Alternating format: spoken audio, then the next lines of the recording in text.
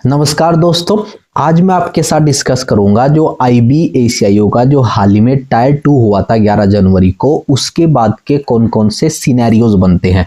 जैसे कि क्या एक्सपेक्टेड कट ऑफ होगी टायर 2 के बेसिस पर, पहली बात। दूसरी बात कि टायर 2 का रिजल्ट कब तक आएगा वो मैं आपके साथ डिस्कस करूंगा। देन हमारे पास जो उसके बाद इंटरव्यू होने वाला है, जो सबसे डिसाइडिंग फैक्टर होता है IB के एग्जाम के लिए, क्योंकि आपको पता होगा कि टोटल 100 मार्क्स का इंटरव्यू होता है, तो वही सबसे बड़ा डिसाइडिंग फैक्टर भी बन सकता है आपके सिलेक्शन को लेकर। तो उसके बारे में डिस्कस करेंगे कि आप क्या क्या स्ट्रेटजी आप लोग लगा सकते हो, कौन कौन से सोर्सेज आपको फॉलो करने हैं, और जो मेरा खुद का एक्सपीरियंस है वो भी मैं इसके साथ डिस्कस करूंगा।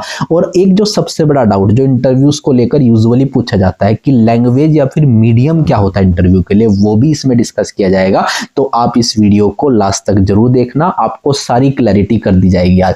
तो मैं जो स्टार्टिंग करता हूं वो अपने खुद के एक्सपीरियंस से करता हूं इंटरव्यू के। सबसे पहले तो मैं आपको बता दूं, मैंने जो 2023 में जो वैकेंसी आई थी उसके बेसिस पर जो 2024 में इंटरव्यू हुए थे, तो उस इंटरव्यू के बाद मैं सिलेक्ट हुआ था IBACI में। तो फिर अब मैंने कौन सी अप्रोच वहां पर लगाई थी वो मैं आपको बताऊंगा, सोर्सेज मैं आपको बताऊंगा। सबसे पहले कि मैं आपका अपना जो इंटरव्यू एक्सपीरियंस है उसके लिए जो मैंने अलग से एक डेडिकेटेड वीडियो बनाई है, उसका लिंक आपको डिस्क्रिप्शन में मिल जाएगा। उसमें मैंने कंप्लीट चीजें बताई है कि कैसे कैसे किस तरह के सिनेरियोज होते हैं इंटरव्यू को लेकर, तो आप उसको देख सकते हैं, जिसका लिंक आपको डिस्क्रिप्शन में अवेलेबल करवा दिया जाएगा। अब हम स्टार्टिंग करते हैं इंटरव्यू की। पहली बात आपको ये क्लैरिटी होनी चाहिए कि जो IBACIO का जो इंटरव्यू होता है वो आपका 100 मार्क्स का होता है। आपने टायर 1 में या टायर सेकंड में भले ही कितना भी अच्छा स्कोर किया हो, लेकिन इंटरव्यू 100 मार्क्स का है। तो दैट मींस कि ये अकेला डिसाइडिंग फैक्टर बन सकता है आपके फाइनल सिलेक्शन के लिए। ये आपके फाइनल सिलेक्शन को कम मार्क्स आने के बावजूद करवा भी सकता है, और अगर ज्यादा मार्क्स आई है, ठीक है ना, उसके बावजूद भी वहां पर आपके फाइनल सिलेक्शन को रोक सकता है। तो आपको इंटरव्यू के लिए डेडिकेटेडली प्रिपेयर करना पड़ेगा। अब सोचने वाली बात है कि आपको इंटरव्यू के लिए कौन कौन से सोर्सेज फॉलो करने चाहिए, जो मैं आपको बताता हूं। पहली तो बात, इंटरव्यू जो होता है ना वो एक बेसिक अंडरस्टैंडिंग के ऊपर काम करता है।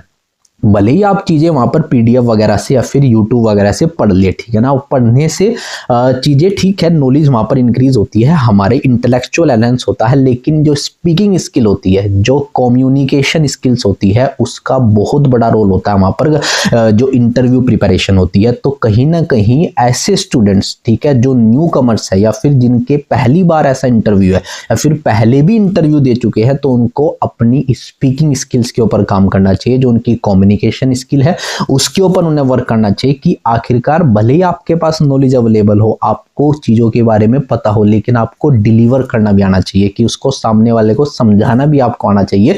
तभी आप एक अच्छा इंटरव्यू वहां पर परफॉर्म कर सकते हैं। क्योंकि अगर आपसे क्वेश्चन पूछा गया और आप नहीं ऑन द स्पॉट वहां पर आंसर कर पा रहे, भले ही आपको बाद में बाहर निकलने के बाद जब हमें याद आता है कि नहीं मैं ऐसे आंसर कर सकता था, तो इस तरह की सिचुएशंस को प्रिवेंट करने के लिए आपको अलग से आपको इंटरव्यू के लिए कम्युनिकेशन और स्पीकिंग स्किल्स के ऊपर, कॉन्फिडेंस बिल्डिंग के ऊपर, ठीक है, उसके ऊपर आपको काम करना पड़ेगा। तभी आपका इंटरव्यू वहां पर अच्छा जाएगा। क्योंकि नॉलेज हम लगातार वहां पर कॉम्पिटिटिव एग्जाम्स के लिए तैयारी करते हैं, नॉलेज हम सबके पास अवेलेबल होती है, PDF वगैरह से और दूसरी चीजों से हम नॉलेज को एनहांस भी कर सकते हैं। लेकिन अगर आप डिलीवरी अच्छी नहीं कर पा रहे हो या फिर आप एक बेटर तरीके से वहां पर अपनी बात को नहीं रख पा रहे हो, तो उसका कोई बेनिफिट नहीं होता एट लास्ट। फिर क्योंकि जो इंप्रेशन होता है वही मायने रखता है। कितनी नॉलेज आपके पास है, इससे ये कैसे पता चलेगा, ये सामने वाले को आपके बोलने के बाद ही पता चलेगा। वो गैस नहीं कर सकता कि आपके पास कितनी नॉलेज है, ठीक है। तो आपको सबसे पहले अपनी कम्युनिकेशन स्किल्स के ऊपर, जो अपनी स्पीकिंग स्किल्स है उनके ऊपर काम करना पड़ेगा। आपका कॉन्फिडेंस, अगर आपको हेजिटेशन होती है बोलते समय, तो आप उसके ऊपर काम करो, ठीक है ना, वर्क करो अलग अलग तरीके से, ठीक है। आप शीशे के सामने, मिरर के सामने खड़े होकर बोल सकते हैं। बहुत अलग अलग प्रैक्टिस होती है जो आप फॉलो कर सकते हो उस पर्टिकुलर सिनेरियो को लेकर, जो सब लोग करते हैं, ठीक है। उसके बाद अब जो सेकंड क्वेश्चन बनता है, जो सब लोग लगातार डाउट्स में पूछते हैं, वो होता है मीडियम या फिर आप लैंग्वेज कौन सी फॉलो करनी चाहिए आपको। तो अगर मैं आपको बताऊं, वैसे तो ऑफिशियली लास्ट टाइम भी जो IB के द्वारा कोई ऑफिशियल लैंग्वेज मेंशन नहीं की गई है कि आपको इंग्लिश फॉलो करनी है या फिर हिंदी फॉलो करनी है या फिर कोई रीजनल लैंग्वेज फॉलो करनी है। तो ये डिपेंड करता है उस पर्टिकुलर इंडिविजुअल के ऊपर। तो मैं आपको एक क्लैरिफिकेशन दे देता हूं, भले ही ऑफिशियली मेंशन नहीं है, अगर आपको इंग्लिश में कम्युनिकेशन करना आता है बहुत अच्छी बात है, तो आप बिना झिझक के इंग्लिश लैंग्वेज को फॉलो कर सकते हैं। लेकिन फिर भी मैं एक चीज जरूर मेंशन करूंगा, अगर कोई लास्ट टाइम तक मतलब इंटरव्यू के एक दिन पहले तक अगर वो कॉन्फिडेंट नहीं है कि वो इंग्लिश में अपनी चीजों को अच्छे से नहीं बता पाएगा, तो आप लैंग्वेज को एज ए बैरियर ना कंसिडर करके आप उसको केवल वहां पर एक मीडियम कंसिडर करके चलें और अपनी जोन सी भी आपकी फ्लेक्सिबल या मदर टंग लैंग्वेज है उसी को फॉलो करें। क्योंकि एट लास्ट ये मायने रखता है कि आपने कौन सी लैंग्वेज फॉलो की है, ठीक है, लेकिन अगर आप इंग्लिश को फॉलो कर रहे हैं जो आपसे अच्छे से नहीं, वहां पर आप हेजिटेट कर रहे हो, उसमें आप फ्लम्बिंग कर रहे हो, उसमें बोल नहीं पा रहे हो उसमें अच्छे से, तो उसके कहीं ना कहीं वहां पर उसका जो इम्पैक्ट पड़ेगा वो नेगेटिव ही होगा। तो बजाय उसके अगर आप इंग्लिश में अच्छे से नहीं परफॉर्म कर पा रहे और आपको ये चीज ऑलरेडी पता है, तो आप अपनी कोई भी जो आपकी मदर टंग या फिर रीजनल लैंग्वेज हो, हिंदी हो, तो आप उसे फॉलो कर सकते हैं। तो बेटर आप यही रखें कि अगर आपसे इंग्लिश आ जाए तो बहुत अच्छी बात है, क्योंकि अभी एक सफिशिएंट टाइम हमारे पास अवेलेबल है इंटरव्यू प्रिपरेशन के लिए, तो आप अपनी इंग्लिश लैंग्वेज के ऊपर भी काम कर सकते हैं। उसके लिए आप एडिटोरियल्स पढ़े या फिर न्यूज़पेपर पढ़े या फिर कोई स्पीकिंग स्किल्स के यहाँ पर ऊपर आप वोकैबुलरी के ऊपर काम करें, ग्रामर के ऊपर काम करें, तो अलग अलग तरीके से आप उसके ऊपर अपनी अंडरस्टैंडिंग को बिल्टअप कर सकते हैं। मतलब इंग्लिश जो है फेवरेबल लैंग्वेज है, ठीक है, लेकिन ये ऐसा नहीं है कि कंपलसरी लैंग्वेज है, ठीक है, तो आप अपनी फॉलो कर सकते हैं, लेकिन बजाय उसके आप इसका ध्यान रखें कि आपका जो कंटेंट डिलीवरी है वो बहुत अच्छी हो वहां पर, ठीक है। एट लास्ट आपका यही पर्पस या मोटो होना चाहिए। ये थी बात मीडियम की या लैंग्वेज की क्लैरिटी की। अब हम जो नेक्स्ट टॉपिक के बारे में बात करेंगे वो बात आती है सोर्स या फिर आपको कौन कौन से तरीके से आप इंटरव्यू प्रिपरेशन कर सकते हैं। तो बेस्ड ऑन माय एक्सपीरियंस मैंने आज तक जितने इंटरव्यू दिए हैं, ठीक है, वो आईबी का हो, यूपीएससी सीएपीएफ का हो या फिर अलग भी, तो उन सब के सिनेरियो के बेसिस पर मैंने एक कॉमन चीज जो ऑब्जर्व की है वो है करंट अफेयर्स, ठीक है।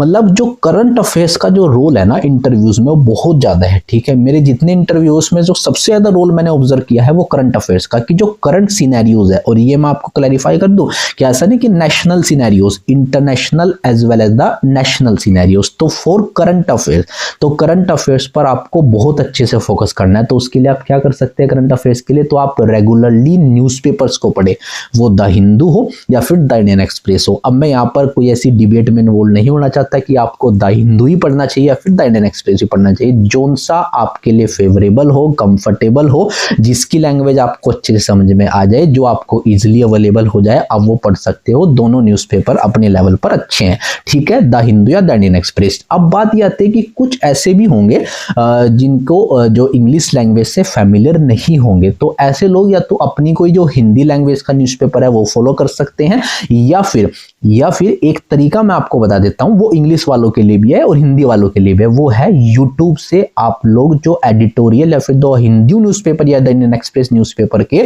जो आपके एक्सप्लेनेशंस होते हैं, जो आपके मतलब वीडियोस अपलोड की जाती है न्यूज़पेपर्स की, तो आप उनको भी देख सकते हो। जैसे कि मैं एक नाम भी मेंशन कर देता हूं, उस सोर्स को मैं भी फॉलो किया करता था अपने टाइम पर, तो वो थे दीपक कुमार यादव यूट्यूब एजुकेशन। दीपक कुमार यादव जो द हिंदू का एनालिसिस करवाते हैं यूट्यूब के ऊपर, तो आप उन्हें भी फॉलो कर सकते हैं। उनके टेलीग्राम चैनल भी है, तो वहां पर भी लगातार वो करंट अफेयर्स को बहुत होलिस्टिकली वो करंट अफेयर्स को फॉलो करते हैं। तो आप दीपक कुमार यादव को करंट अफेयर्स के लिए फॉलो कर सकते हैं, हिंदू या फिर द इंडियन एक्सप्रेस के न्यूज़पेपर के लिए।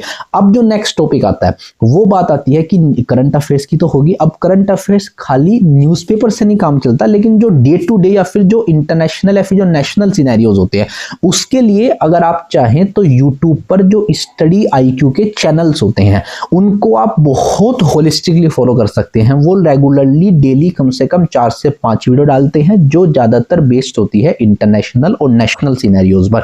तो आप उन वीडियोस को भी फॉलो अप कर सकते हैं जो स्टडी आईक्यू के चैनल्स पर अपलोड होती है। तो दो चीजें बताई, न्यूज़पेपर और स्टडी आईक्यू के यूट्यूब चैनल, किसके लिए, करंट अफेयर्स के लिए।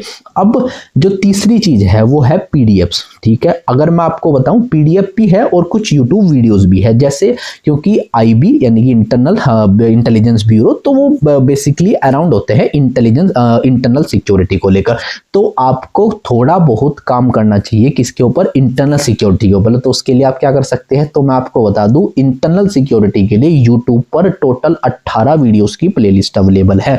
किसके नाम से स्टडी IQ अमित खिलोर के नाम से इंटरनल सिक्योरिटी आप लोग मेंशन करो। अब ये तो दोनों तीनों चीजें हैं, ये हो सकता है आप ढूंढ ना पाओ या फिर आपको मतलब सर्च होने के बाद आपको मतलब आउटपुट ना मिल पाए, तो आप मेरा जो टेलीग्राम लिंक है वो डिस्क्रिप्शन में मिल जाएगा, आप वहां पे जाके उसको देख सकते हो, मैं वहां पे भी चीजें अवेलेबल करवा दूंगा। ठीक है, कौन सी बताई? जो आपकी इंटरनल सिक्योरिटी की अमित खिल्लोर जी की स्टडी IQ पर अवेलेबल है प्लेलिस्ट, वो आप 18 की 18 प्लेलिस्ट देखना, तो आपको पूरी की पूरी चीजें वहां पर समझ आ जाएगी। फिर भी इसके अलावा अगर किसी को PDF से पढ़ने की आदत है तो उसके लिए विजन IAS की कुछ PDFs होती हैं, ठीक है ना, जो करंट अफेयर्स, एक तो 365 भी होती है, मेंस 365 भी होती है, कुछ अलग से वैल्यू एडिशन डॉक्यूमेंट्स भी होते हैं, तो वो भी मैं अपने टेलीग्राम चैनल पर अवेलेबल करवा दूंगा, जिसका लिंक आपको डिस्क्रिप्शन में मिल जाएगा।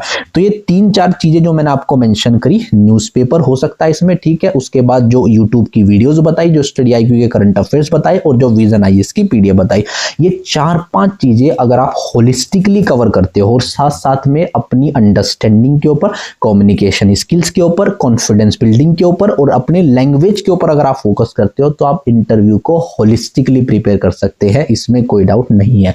लेकिन फिर भी अगर इंटरव्यू को लेकर या फिर कोई भी अलग समस्या अगर किसी को डाउट आता है, तो वो मुझे पर्सनली भी कनेक्ट कर सकता है। किसके थ्रू? इंस्टाग्राम के थ्रू। इंस्टाग्राम का लिंक आपको डिस्क्रिप्शन में अवेलेबल हो जाएगा।